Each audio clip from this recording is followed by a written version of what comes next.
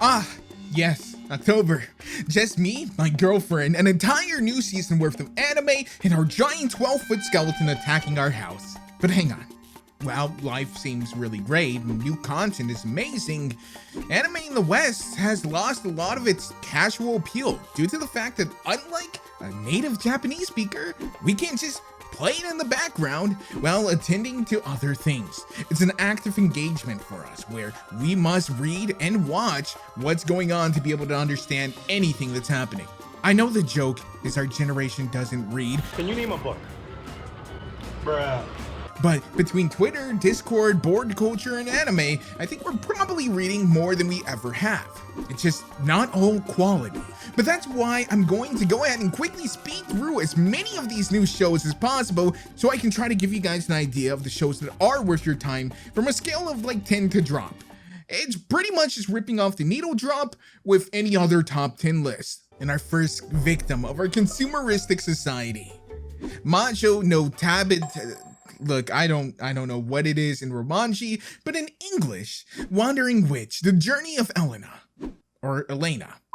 Well, maybe I don't even understand English. Pretty much Little Witch Academia if it did literally everything in reverse. It's not bad per se, but it's not good.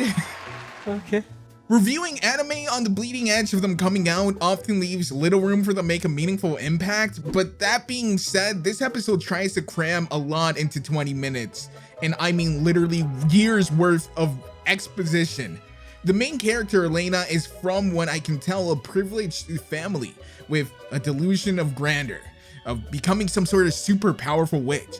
There's literally no reason as to why she's just reading a book about a witch that travels to all these different places and says, hey, I can do that. But I mean, you're rich, so like you could have already have done that.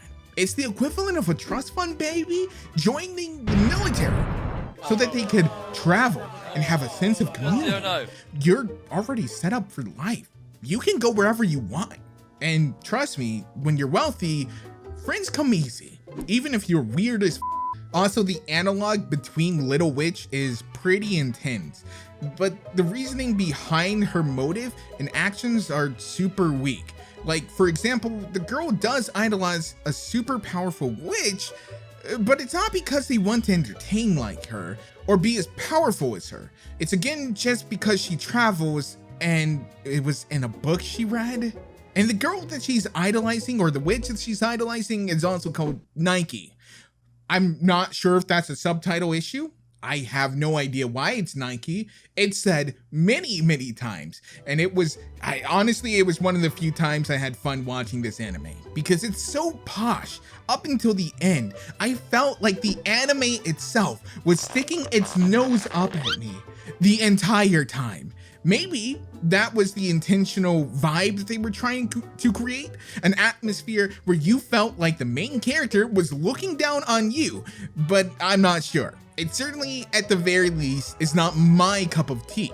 She also, instead of being a borderline failure who makes it by the skin of her teeth with nothing but grit, determination, and a drive to succeed, is pretty much perfect. Yep, just excels at everything with no struggle, or at least nothing that's really shown. She's so rich, perfect, and graduates top of her class to become an apprentice witch, and is also the youngest to do it.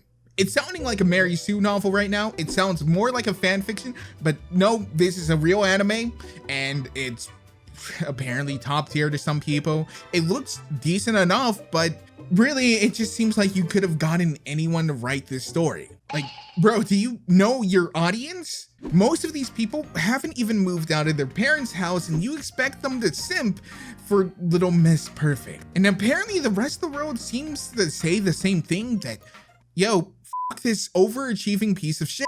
Since apparently, despite being the youngest and strongest candidate for being an apprentice, she literally gets the door slammed on her face at any guild or witch house she tries to go to.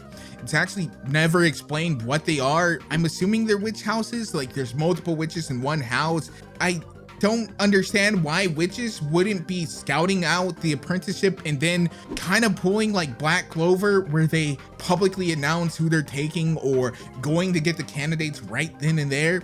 Wouldn't raising like super strong apprentices boost your standing in the community and your notoriety? It just seems really dumb, and it's never brought up. Like, yeah, she's young and an asshole and probably super full of herself, but why wouldn't you take her on anyway? Anyway, she finds a teacher who takes her under her wing, a real weirdo, but is the only one who wants to train her. She then has to do a bunch of chores for her. They don't seem to be teaching her anything, but secretly, all along, the chores, like wiping the windows, were teaching her complex magical casting spells, and she became a super witch right out of the gate.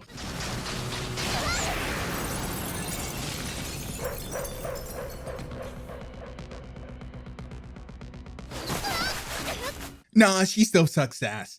And apparently that was the point. Her parents were trying to teach her.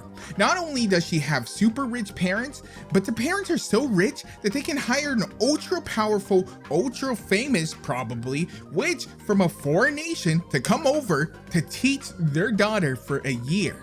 This girl has every advantage in the world and is also shown to be super powerful herself in her own right.